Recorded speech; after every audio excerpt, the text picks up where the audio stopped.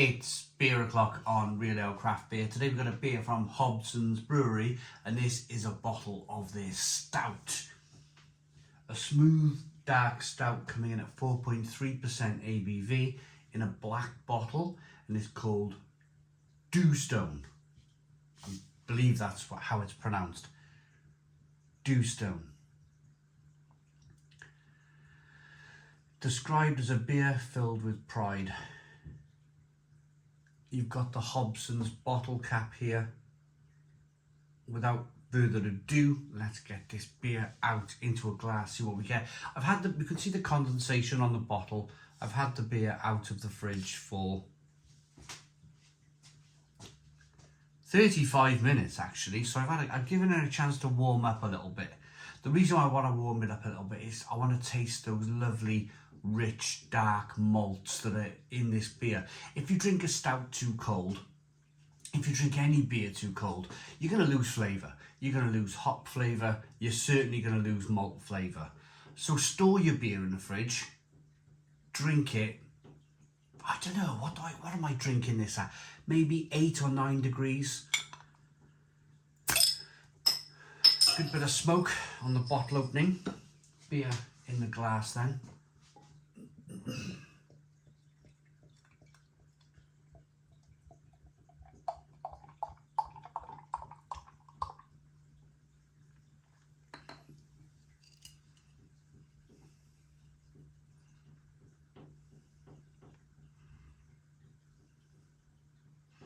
So we have a one finger slightly off white head, good levels of slow moving carbonation, jet black beer in the glass. This is a bottle conditioned beer, this one. You can see the sediment floating around there in the bottom of the glass. So a rich, dark looking stout with sediment in it. This could be a fantastic, fantastic beer. Let's get it's got good head retention, good carbonation. Let's get the aroma.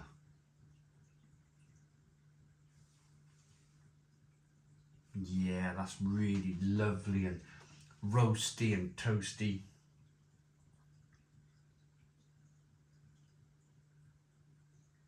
Picking up maybe some molasses, maybe some coconut.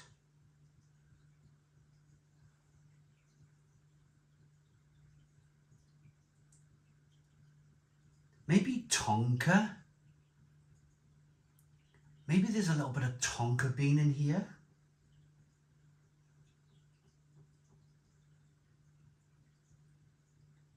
The aroma is fantastic. The beer was kindly sent to me by Hobsons Brewery.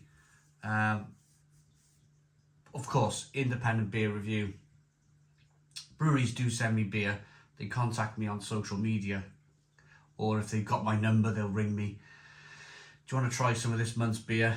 Yeah, absolutely. So the beer was sent by Hobsons. There's a bit of a disclaimer. Let's get into this then. Cheers, everybody.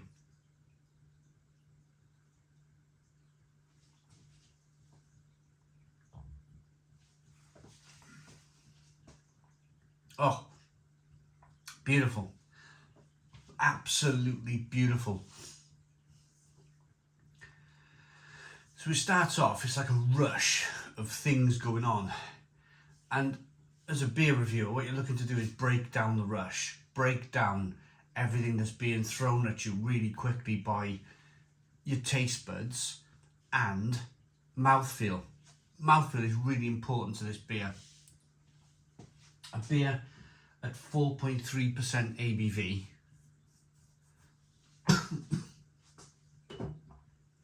A stout at 4.3% ABV. It's so important that they get that mouthfeel absolutely spot on, and they have done. Have a look at the beer as they're rocking back and forth. You can see that. You can see that mouthfeel in the glass. That carbonation chasing the head of the glass.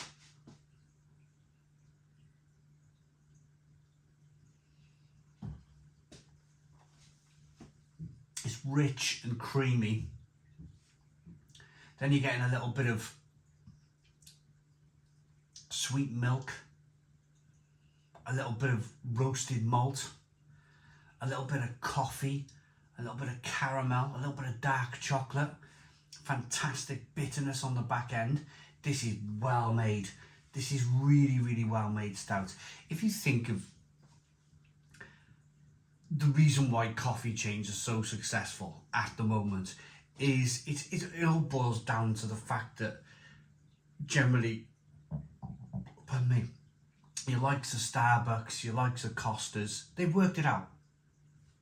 They've worked out that in the morning, people want something, number one, to wake them up, the caffeine, and number two, they want something warming and creamy and rich, and what I always put it down to, when you're tasting stout, when you're drinking stout, it's very, very much like that same feeling as when you get a really, like a barista coffee, like a really good coffee.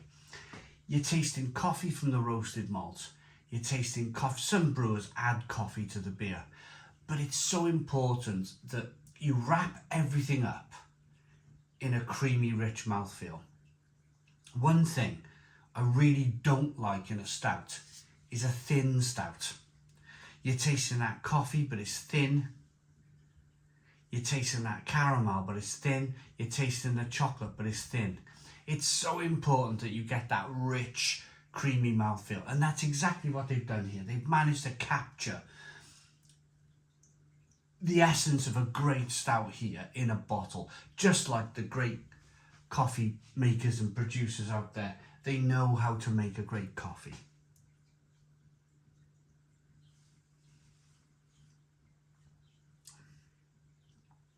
I spoke earlier in the aroma about coconut and tonka. And I suppose it is. In the aroma, there's definitely a little bit of coconut coming through. There's definitely a little bit of tonka bean coming through. But in the taste,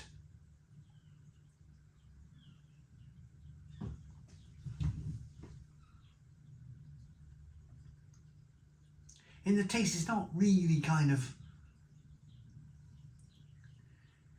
it's not really like coming through that tonka and the coconut. It's more roasted malt. It's more a well put together stout. So let's have a look at the ingredients then. Let's have a read about Hobsons' hometown of Cleobury Mortimer stands proudly at the gateway to Shropshire. The county symbol of a loggerhead, lion or leopard on its coat of arms is fiercely debated. Perhaps it is the big cat rumoured to roam between the Dhu of Shropshire's Clee Hill, its tail just disappearing from sight of local merrymakers. Dhu is a smooth, easy drinking stout with underlying licorice notes, a beer of pride with a smooth temperament, a little like Hobsons really. Right, so contains wheat and barley. Dhu Stout is a bottle conditioned beer, poured carefully. So they haven't mentioned, I think if they were to put coconut, and I think if they were to put tonka bean in their stout, they would have mentioned it. Perhaps it's my imagination. Perhaps it's just the combination of the malts and the hops that they've used in the beer has offered up an aroma of coconut and tonka bean. It smells great.